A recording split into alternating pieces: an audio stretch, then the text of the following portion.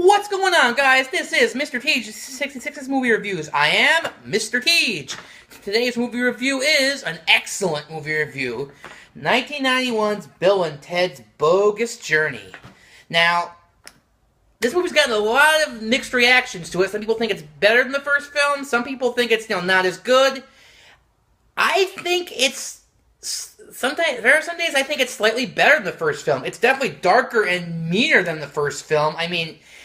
whereas the first film was more of a, a science fiction, fantasy, time travel comedy, this is more of a horror sort of fantasy comedy with science fiction elements in it, but it's definitely a lot meaner in tone, but that's a great thing. The sets in this movie are absolutely fantastic.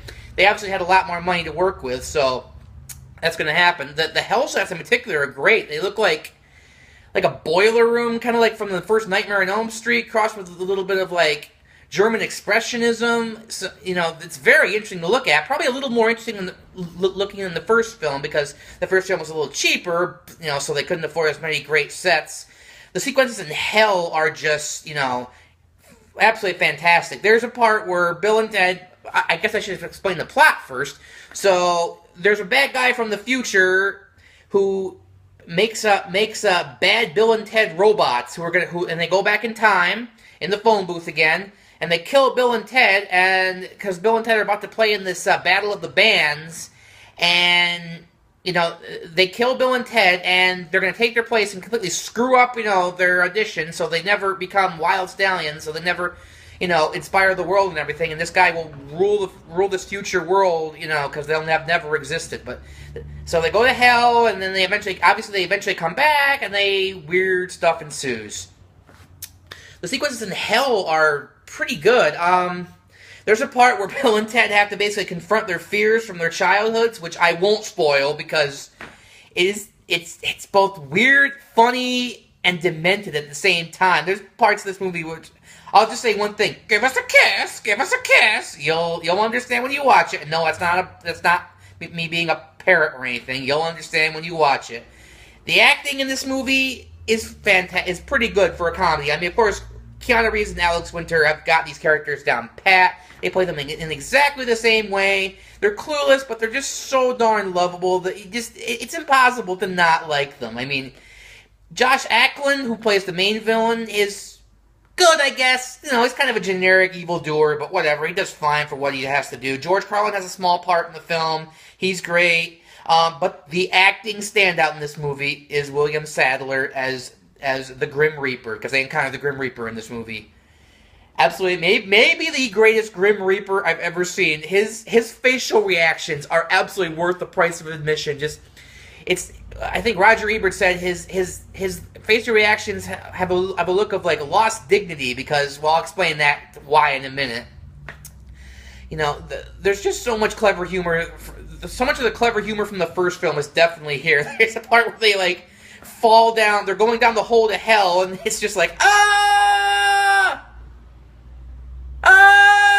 just goes on. They're like, whoa, this is a deep hole. Yeah, and they start playing 20 questions and stuff like that. Or there's a part where Ted goes to Bill, whoa, we got totally lied to on our album covers when they see hell. He's like, you can have my Megadeth collection if I die. Dude, we're dead. Oh yeah, then it's yours.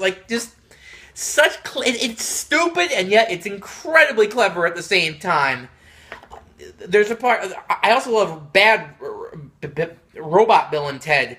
It gives them a chance to, stretch their their acting ability a little bit, because they're complete assholes, obviously. It makes you go, yeah, that's what Bill and Ted would be like if they were complete scumbags and had, no morality whatsoever. Oh, I have to mention Station. They encounter an alien named Station, which is I don't know, it's like something out of the Dark Crystal and the Ewoks sort of fused together, but it's because they have to build good robot usses to fight the bad robot usses after they're killed, because they're no match for them. So, and Station says only one word: Station. I mean, everyone in my generation knows that word. You walk down the street and Station! Someone's gonna be like, I totally get what you're saying. As for the negatives in this movie, I guess the big negatives in this movie would be Josh Ackland as the main villain, Josh Ackland. I mean, he's good, but sometimes he feels like he's in a totally different movie from the rest of the cast. I mean, I guess it's necessary to have a straight-laced villain that, just wants to rule the world. He's fine, but you wish he could do more. Oh, how could I not forget the music in this movie? Once again, 80s metal all the way. There's a song at the end by Kiss, which is totally freaking awesome. I mean, the soundtrack is gold. You should absolutely get it as soon as possible. And the only other negative I could think of is actually the same negative as the first film.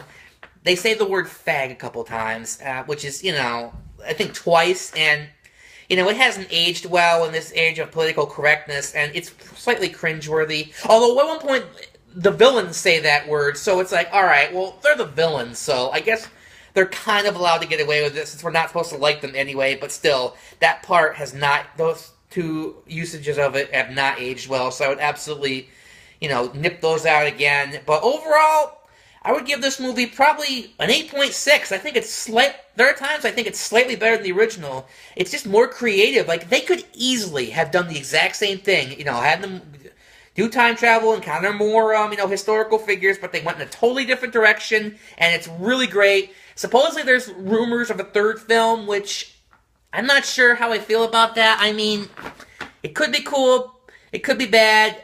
These characters, are part of my childhood, so I'm just, I don't know. I'm very torn about whether I think that would be a good thing or not. So, I guess we'll have to see, but supposedly a script's been written, and they're all ready to go. They just have to find a director and, a budget and everything like that, so who knows, we'll see. But anyway, that's my take on Bill and Ted's Bogus Journey. And, so this is Mr. T66, and I will see you next time.